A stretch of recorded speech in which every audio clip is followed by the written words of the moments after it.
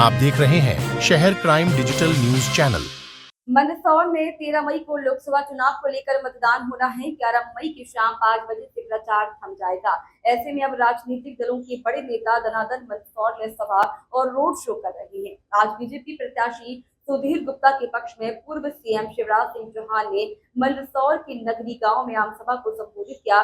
शिवराज सिंह यहां करीब 2 घंटे से अधिक देरी से पहुंचे। इस बीच बेमौसम हुई बारिश और तेज आंधी ने पहले से तैयार सभा पंडाल को तहस नहस कर दिया, जिसके कारण बीजेपी नेताओं को नजदीक बने स्कूल में पूर्व सीएम का संबोधन करवाना पड़ा। यहाँ शिवराज सिंह ने आते ही मजाकिया लहजे में कहा कि मैं आया तो आंधी नहीं तूफान तो है ही।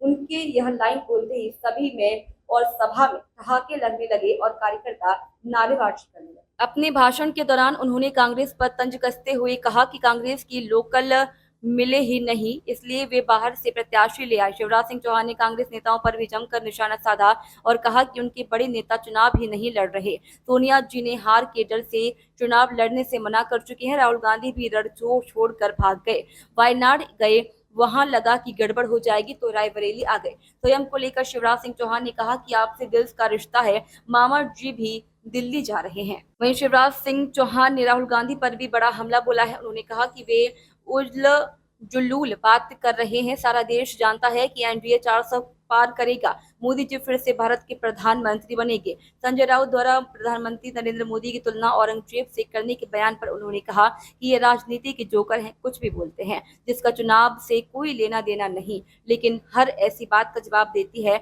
और इस चुनाव में भी देगी। उल जुलूल बातें कर रहे हैं। सारा देश जानता है कि एनडीए 400 से ज्यादा सीट प्राप्त करेगा और मोदी जी फिर से भारत के प्रधानमंत्री बनेंगे।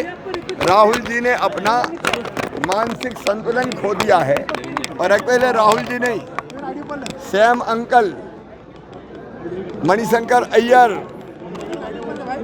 अलग अलग लोग ऐसी बातें बोल रहे हैं कि जिस पे कई बार हंसी आती है कि कांग्रेस को हो क्या गया है।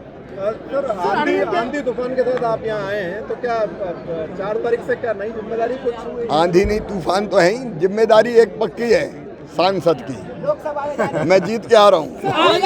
संजय राउत ने पीएम मोदी की तुलना औरंगजेब से की। मैंने कहा है कि ये राजनीति के जोकर हैं, ये कुछ भी बोलते रहते हैं, जिसका चुनाव से कोई लेना देना नहीं है। पीएम की लोकप्रियता का मुकाबला नहीं कर पाते तो उनके बारे में इस तरह के शब्दों का अपमान करके इस्तेमाल करके कोशिश करते हैं अपमानित करने की, लेकिन हर ऐसी बात का जवाब जनता देती है और इस चुनाव में भी देगी। अभी ने कहा है कि 2 पत्नी वालों को 2 लाख रुपए मिले। सर, अरविंद केजरीवाल की जमानत कितना देंगे?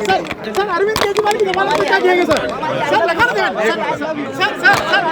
केजरीवाल की जमानत